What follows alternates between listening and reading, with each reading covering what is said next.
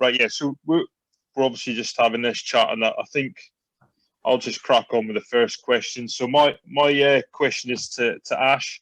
Mate, unfortunately, you've had to step back from the main expedition on the walking team, but you're heading out in the support team now.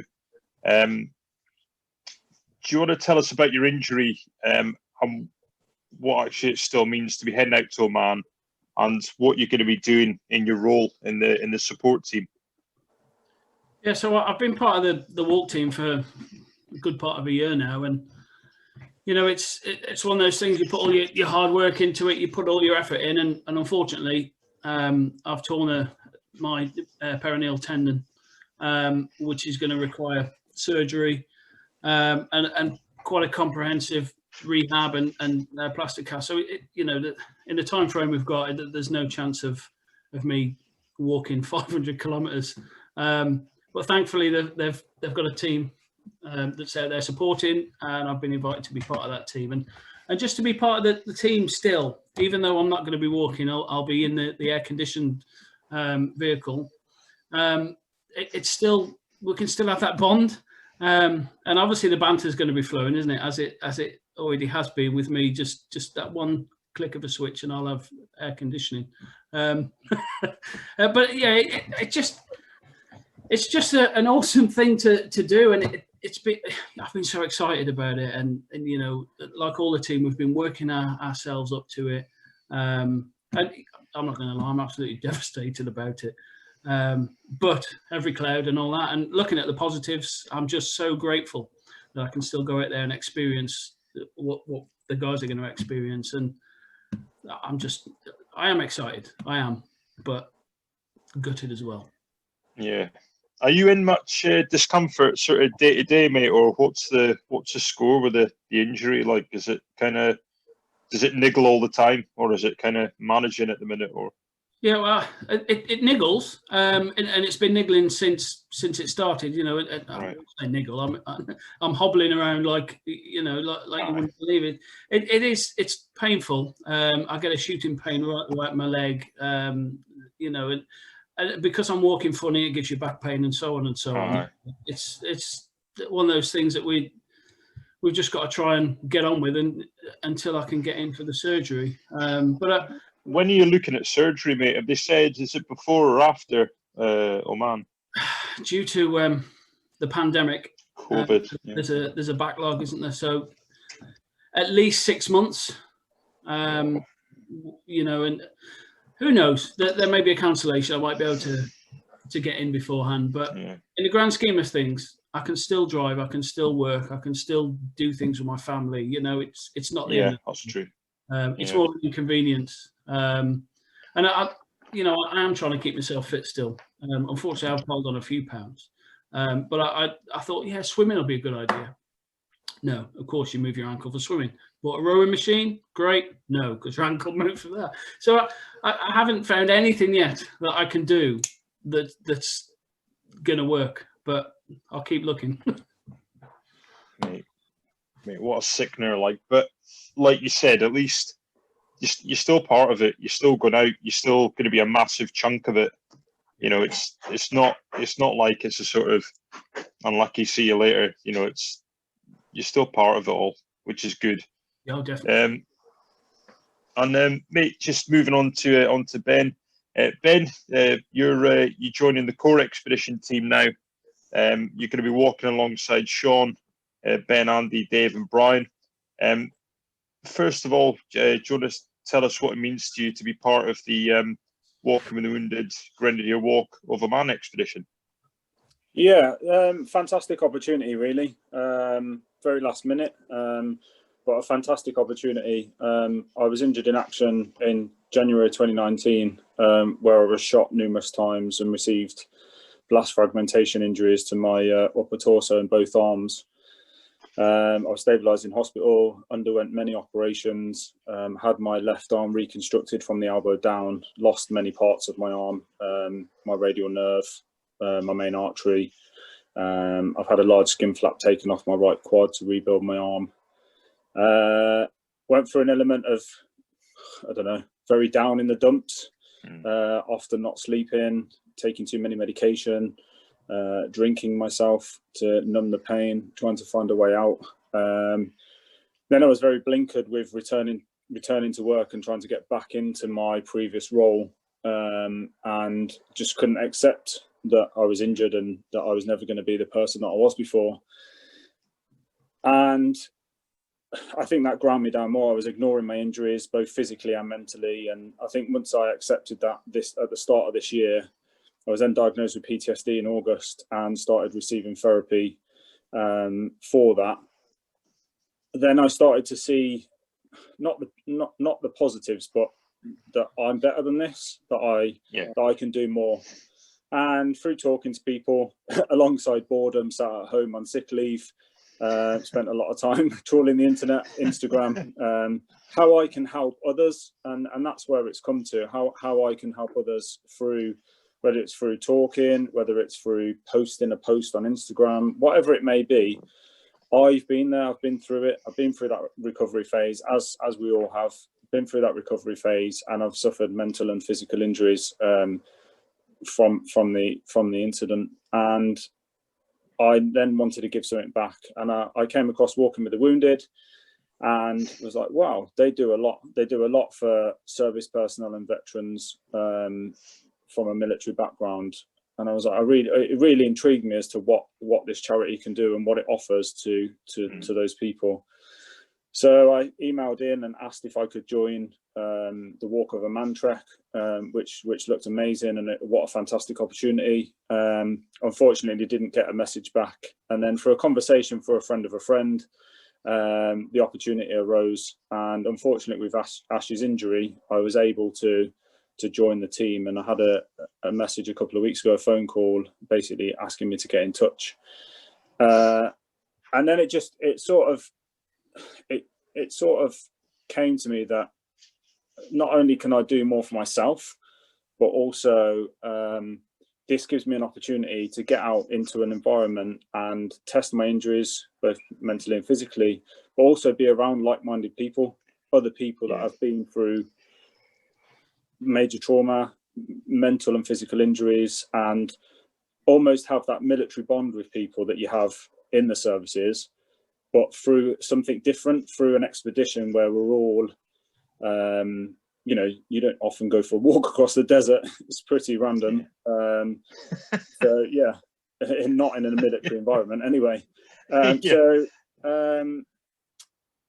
what does it mean to me?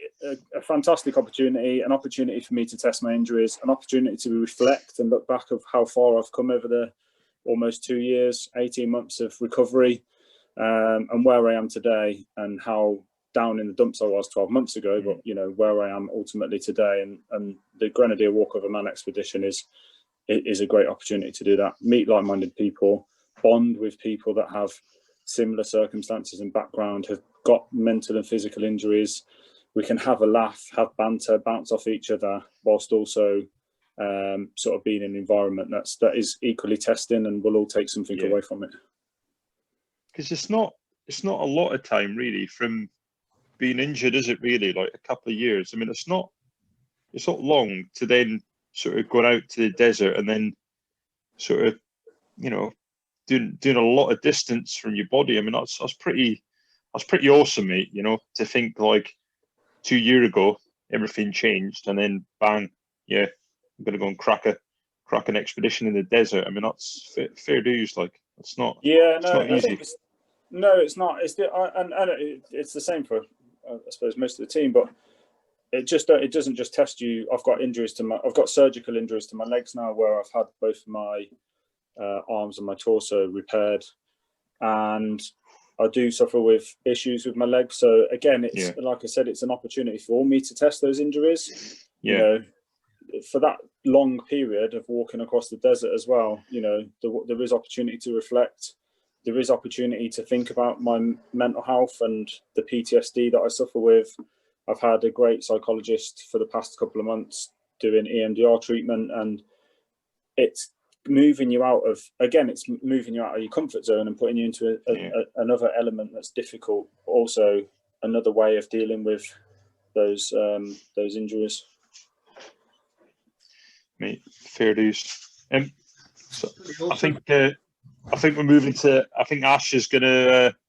You're gonna give me a thrashing now, mate. Yeah, well, yeah, you know.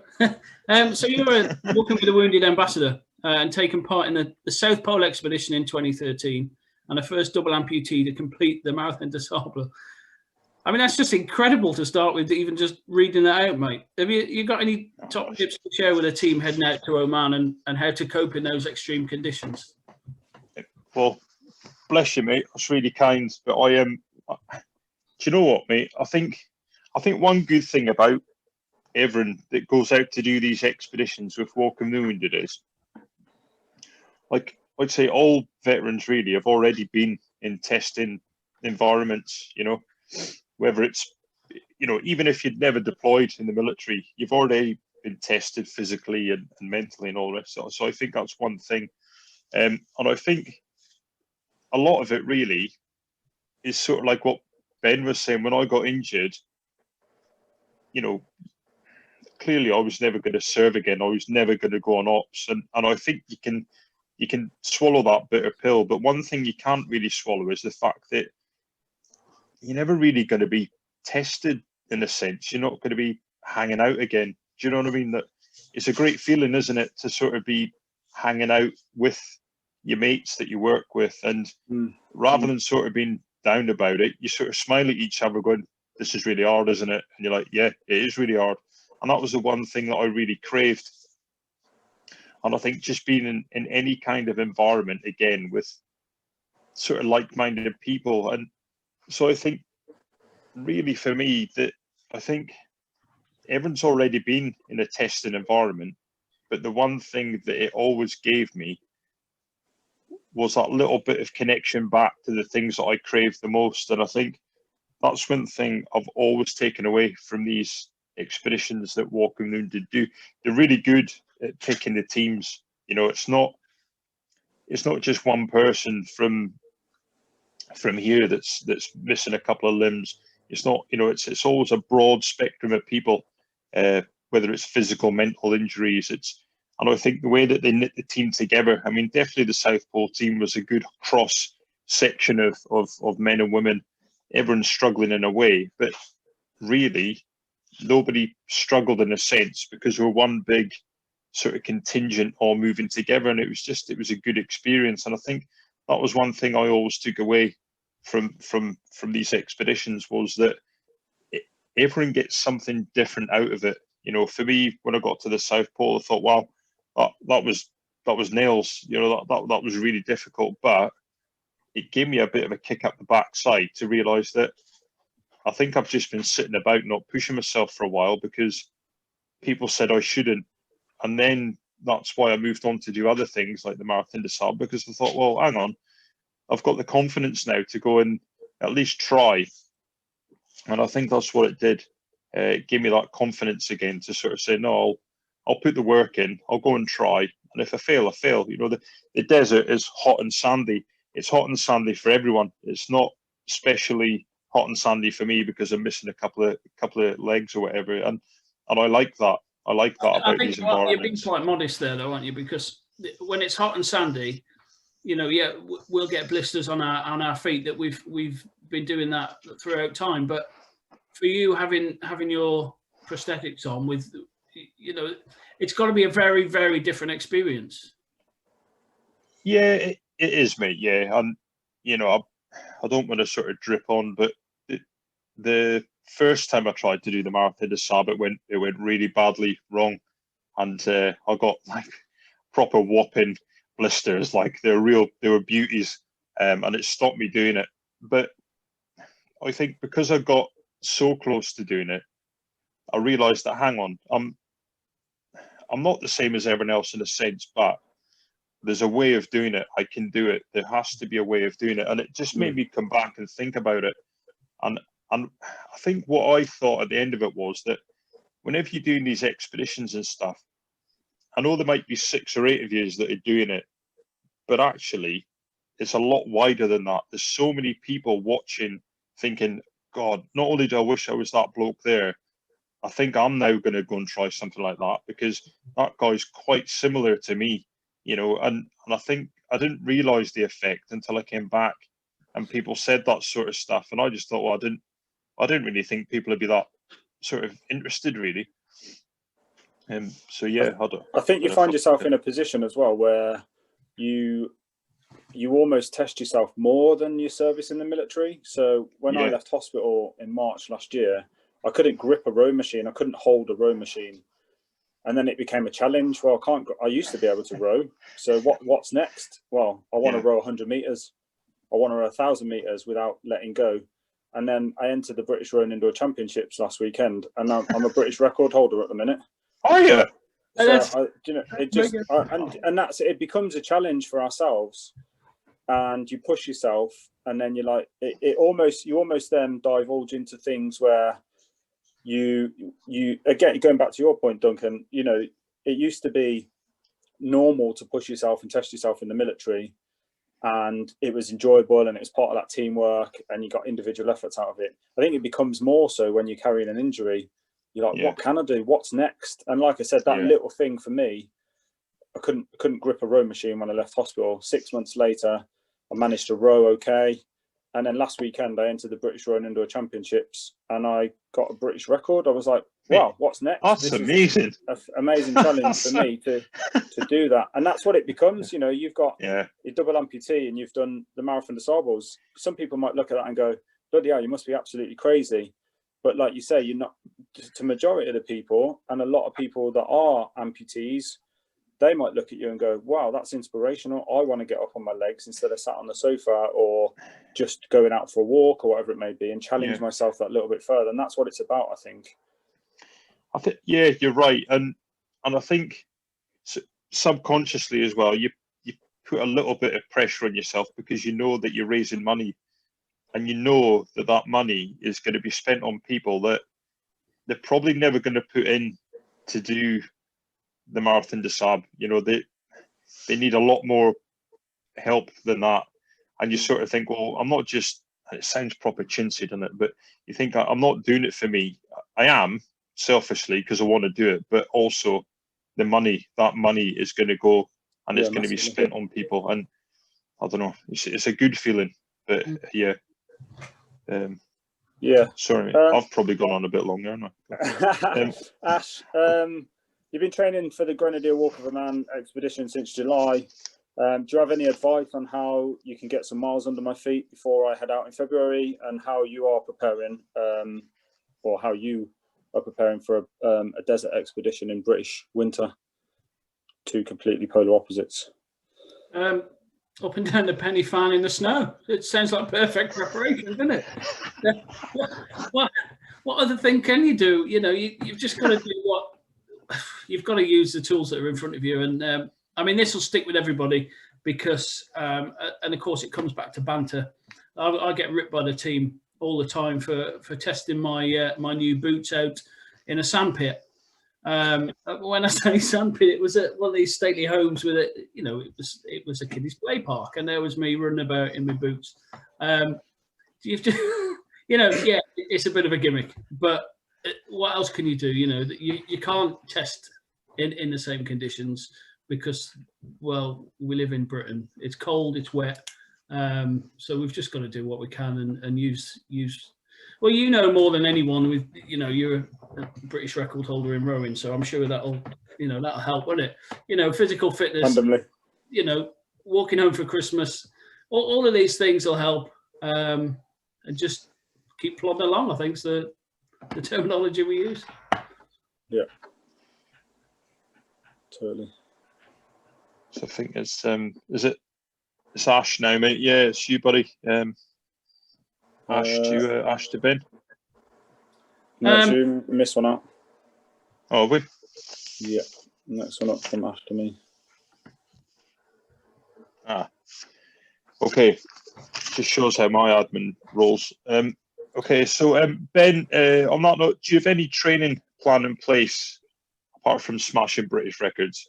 I love the way really quite, just so you know, pounded it. So have you got any training plan in place now, heading out in February? What do you think the biggest challenge is going to be? So no real specific training. Just continuing with my general fitness, really, and getting out for walks and runs. I'm doing the Walking Home for Christmas challenge. So me and Sean, one of the other team members, did 33 kilometers over 2 days last weekend. I think I covered about 120 kilometers last week in total, just walking. Yeah. So yeah, just getting the miles in, plodding along, as Ash said. You know, nothing really can replace, you know, just getting out and getting the miles in. Yeah. So that's about it, really. We've got a training camp coming up in January. But yeah, no real specific training as such. Just plodding along, getting out, getting the miles in. Do you reckon that's the key, mate? Just time on your feet, sort of. All right. Yeah, you can't beat you know, runners train for running by getting out running. Cyclists train. There's no other way of really training for that. There's things that you can make changes to, but you know, to walk that distance over 400 kilometers in 21 days, you can't really replicate that in any other way. You know, sitting on a bike on a turbo trainer over the winter is not going to replicate getting the miles in. Nah, you're right. Walking on the sand, you know, I know you can't get out on the sand in the UK, but you can get on an uneven terrain, you know, in the British countryside and get out on some lovely views. So I suppose that's it, really, just getting out and getting some miles in, and just keeping myself fit and healthy, and hopefully, God forbid, not pick up an injury before February. Yeah, so that's about it, really. Fair play. Right, best of luck. What are you most looking forward to? The experience of, you know, walking across the Oman Desert, meeting some, you know, great people. I've already met a few of the guys in the team. Just the experience. You know, you don't often get together a group of injured veterans that have got mental and physical injuries. It just doesn't really happen very often, unless you're mates anyway. And to be able to meet up, share stories, potentially at some point sit in the back of the air-conditioned wagon with you, Ash, and glean the benefits of that cold air. Just the experience. You know, there's no other experience that you can get, like you say, in the UK, or even when you go on holiday. You're not going to walk across the Oman Desert for 21 days. So, you know, the animals that we're potentially going to encounter, the distance that we're going to cover, the feeling, the heat, the temperature. Yes, I've been on numerous operations overseas, but it's not like that. So yeah, the experience. Good bunch of guys, looking forward to it. And yeah, you know, the experience, I suppose, is the biggest thing. Awesome. Proper jealous, like. Honestly, it's going to be such a good laugh. I mean, it's going to be hard, but it's going to be so good, man. I was over the moon when I got the phone call. Oh, mate, I bet. Like, it's probably just the thing, innit? Like, just at the right time to sort of just give you something to go for. Like, so we've got time for additional questions here. So from me to Ben, probably seems like a long way off, but what do you afterwards, like, what do you envisage life is going to be like after the Walk of Oman? Do you think it's going to sort of maybe give you a kick to sort of say, like, do you know what, I'm going to start cracking expeditions, or where do you think it's going to go, mate? Yeah, so I've just started sort of getting back into sort of multi-discipline, sort of more than one day events. So I think this will be the start for me. This is the first biggest event post-injury. And yeah, I think looking forward, I've got a few other things on the cards for later on in the year, next year. Nothing like, you know, walking across the desert, something slightly different. Paddling from Land's End to John O'Groats in 30 days, 1,400 kilometers in June next year. So I've got other expeditions going on, but a really sort of keen event that I'm trying to sort of narrow down and get done is I want to do the Explorers Grand Slam. So Oh, 7 dear. highest peaks on 7 continents, including the North and South Pole. That's a dream of mine, and that dream has only came to light prior to this event, but post injury. I've sort of had it in the back of my mind for a long time. So I think this will spark the start of the Explorers Grand Slam for me, and nice. going forward, and the Marathon des Sables. So I want to do the Marathon des Sables at the end of next year. Nice. That's always been something I wanted to achieve and just never had the time due to military life to do that. So I might tap you up on some information there, Duncan. Cool. So I think for me, this is the start of me moving forward, sharing my story, getting other people involved that maybe are scared to get involved with charities because of their injuries, are scared to get out and about,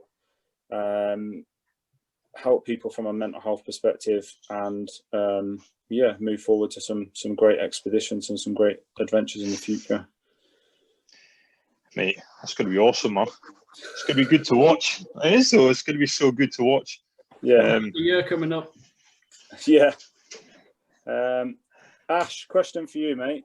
Unfortunately, you suffered an injury, devastating after all the training that you've been through, which means you're unable to complete the Walk of Oman.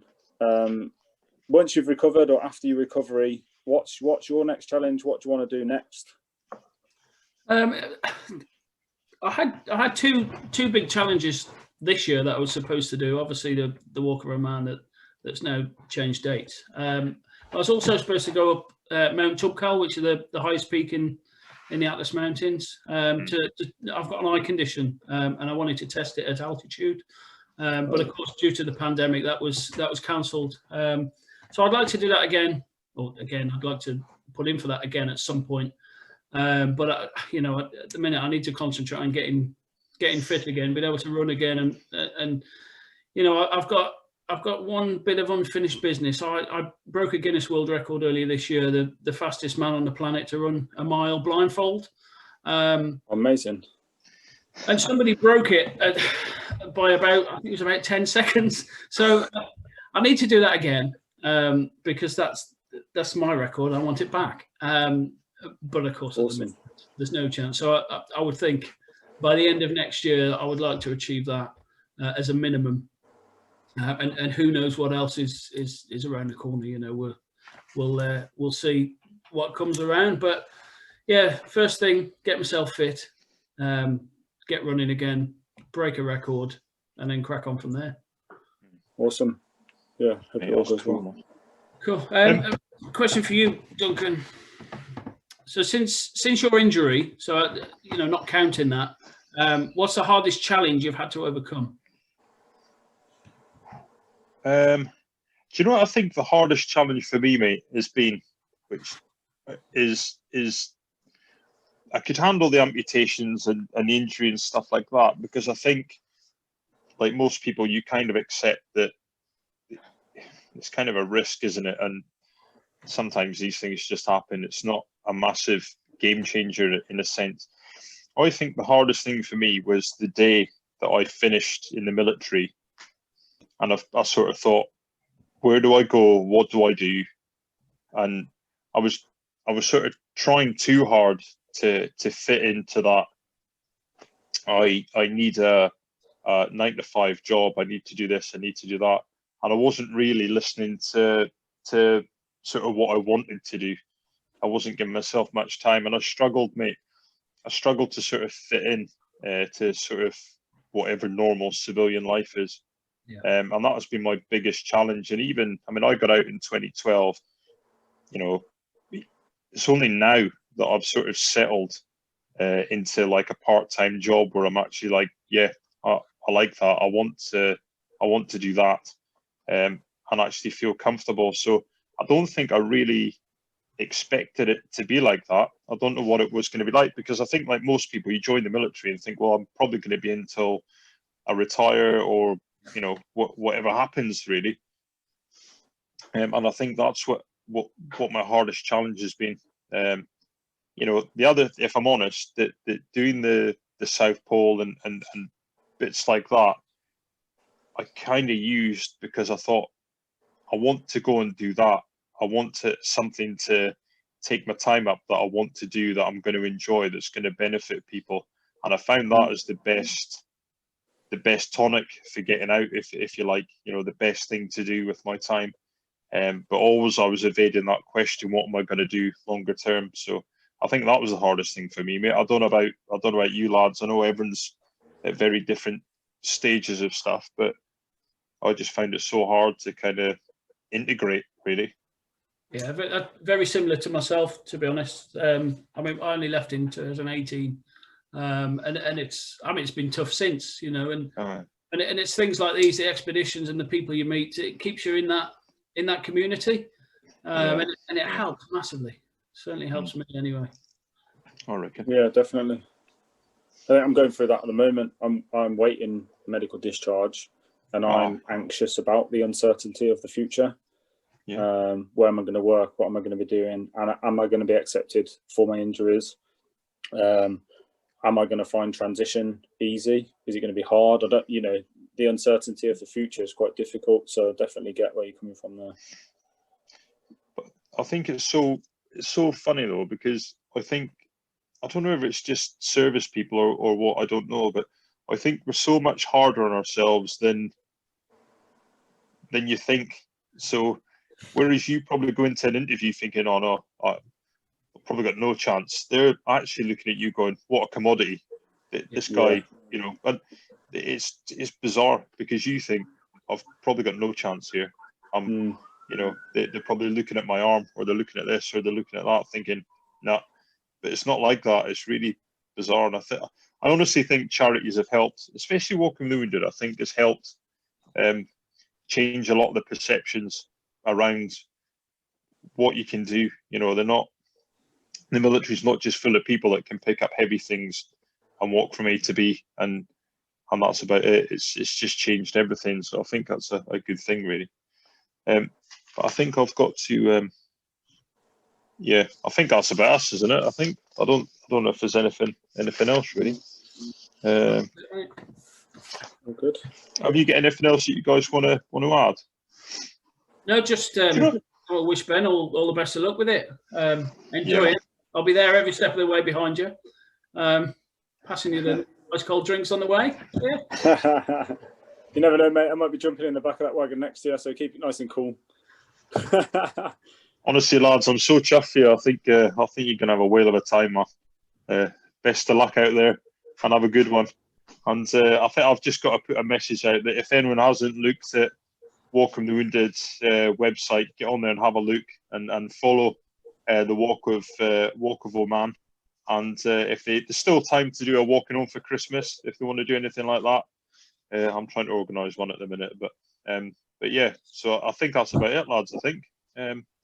Just have a good Christmas. Have a good one. You've got to wear that out there, Ash. No, we are. Just so you know. I got mine as well. You're probably showing me up now. I haven't got to wear them on for the call. There we go. I haven't got one.